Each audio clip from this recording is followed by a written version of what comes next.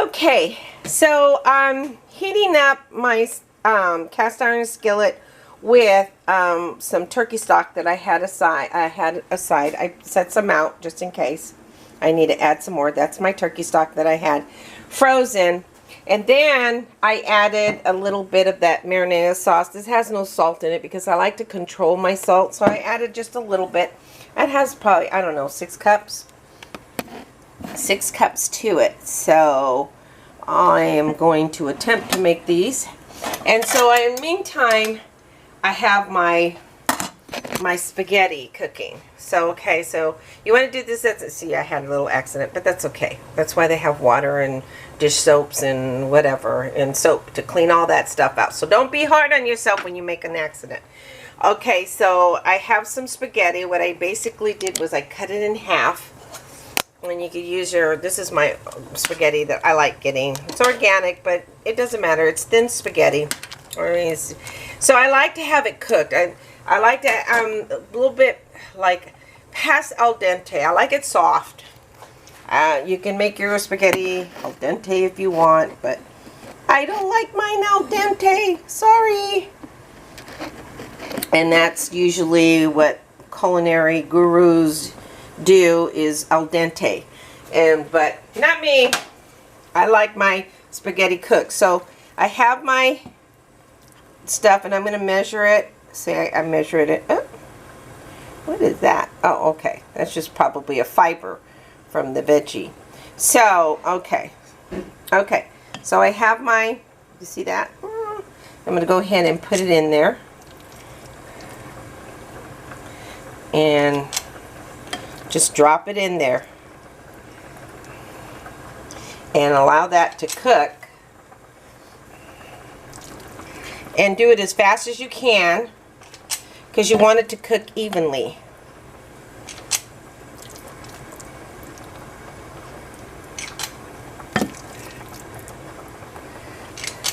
And sometimes people call this wedding soup. They add a little bit of greens to it.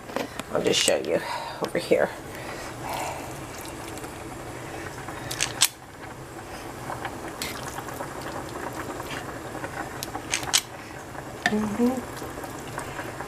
Make them as round as you can. You can make them round by hand if you want, but I'm using this because, I don't know, it just seems a little bit funner, or fun. A little bit fun. Make sure you clean this really well. You don't want to cross-contaminate after you use it. I usually soak my utensils like this in a little bit of sanitized water after I wash them. Or you stick them in the dishwasher. Make sure, because that food can get into those little gaps while cooking. So, and then you want to bring that up to a boil. And this will only take a couple minutes to cook. You don't, it's not a long time. So the egg is a binder. In this case, the egg is the binder. Oops. I was taking you off camera there. So I think you get the hint, or you get the idea, or the hint. Boy, I tell you, it's Christmas Eve, and so there you have it.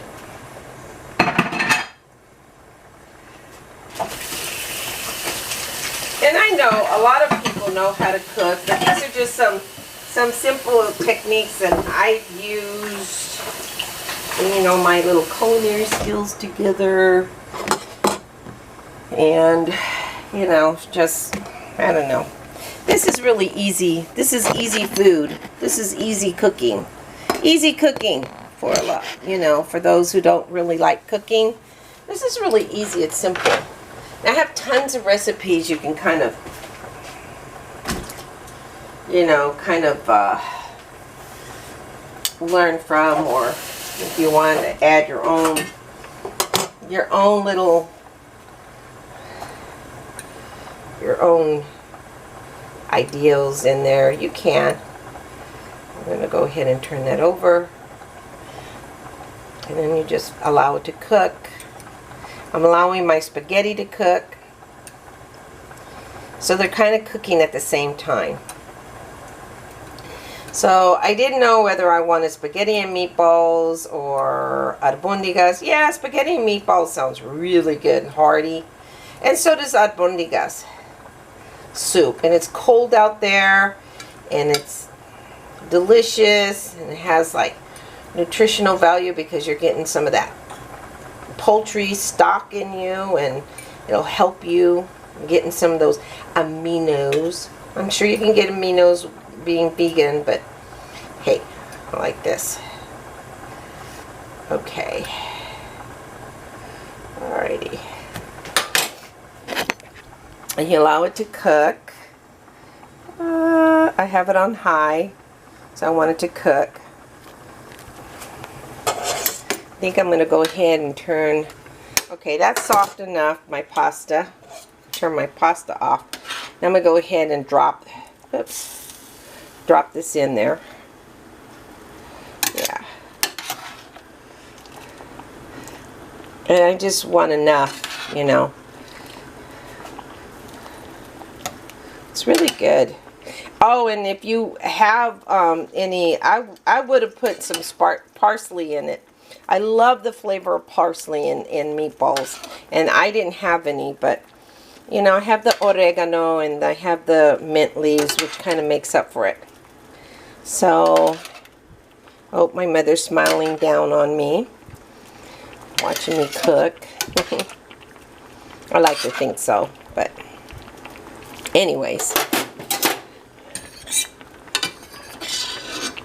So I just use like just a couple ounces of pasta. I didn't use a lot. And you could use a variety of pastas for this. You don't have to use spaghetti, but this was something my mother would do. She would use the spaghetti. And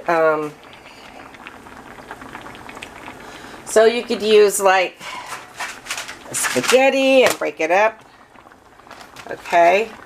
Or you could use, you could even use a macaroni, you know, you could use that, a macaroni, or you could use orzo, love orzo, then make it into a sopa.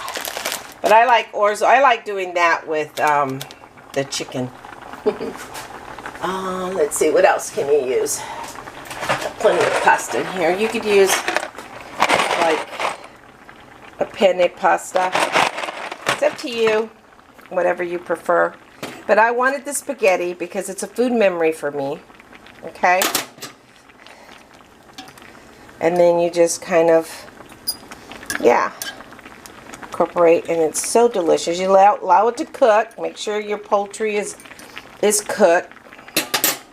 Allow it to cook for a few minutes. You want to make sure your meat is thoroughly cooked. So, okay, so, and basically that's it. That's my albondiga soup for today. I have other albondiga soups recipes, but this is a little different. And it's got that spaghetti and marinara sauce, and it's got spaghetti, and it's got no chili powder, just a smoked paprika, and it'll hit the spot. Perfect, you know, a night before Christmas meal for your family. All right, Merry Christmas.